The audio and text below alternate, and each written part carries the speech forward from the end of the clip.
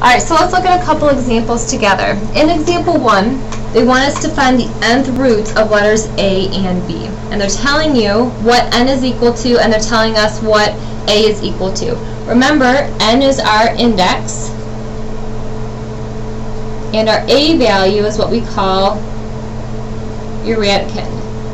Your radicand is your inside number, your index is the number that goes on the little ledge of your radical symbol. So if I wanted to go through and set this up, I know that I'm going to have 3 on my little ledge, and I'm taking the cube root of negative 64. So I want to come up with the answer, the number that when I multiply it by itself 3 times, I'm going to get negative 64. Okay, so if you go back to your perfect cubes, this might be pretty obvious to you, but let's look at it a little bit more closely.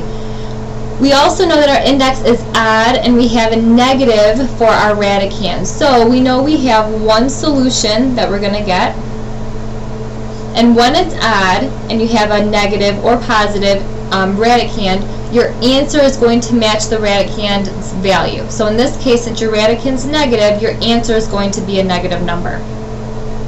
So let's look. Is there a number that when we multiply by itself 3 times, we get negative 64? And we do, because if we take negative 4 3 times, we get negative 64. So the cube root of negative 64 is negative 4. And that's one solution, and we can check that because we have an odd index and a negative radicand number inside.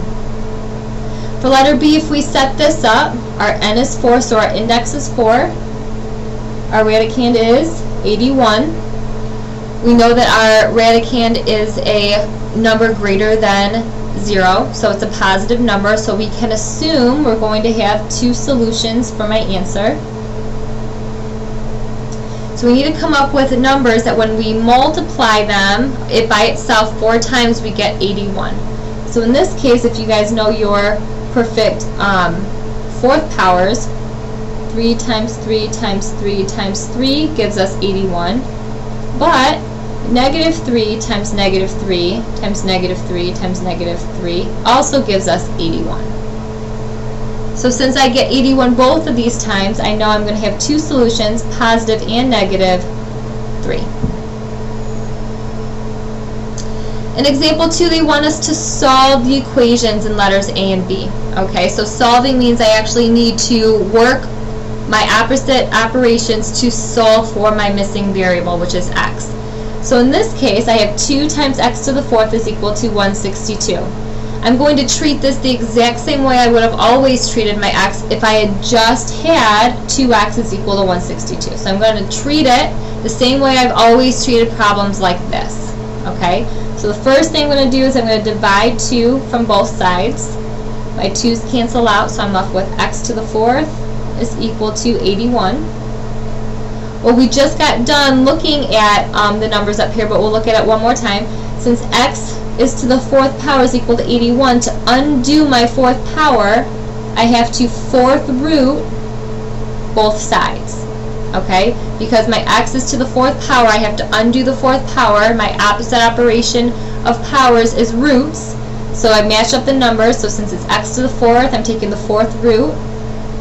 My 4th root and my power of 4 cancel out, so the whole radical cancels out, and I'm left with my inside value, my radicand, which is x, and the 4th root of 81. If we remember back to letter B from example 1, I know this is going to be positive and negative 3.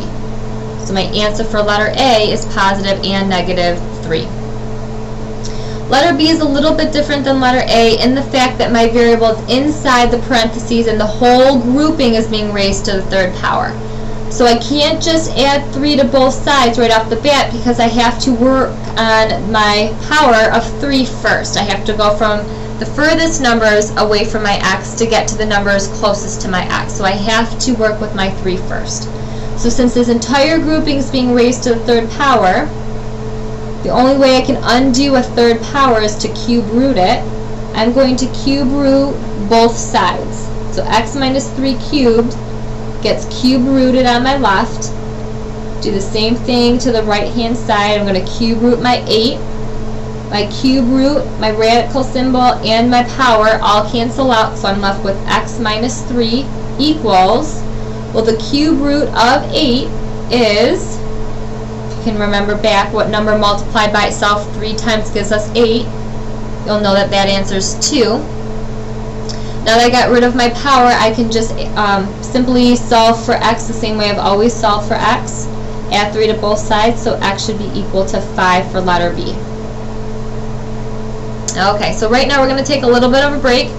What I want you guys to work on now is the Now You Tries numbers 1 through 6. The next video is going to start up at the very bottom of the Now You Tries. We'll check these together in class, and we'll start up our next video with the fractions as exponents. But for right now, why don't you take a little bit of time and work on numbers 1 through 6 on your own.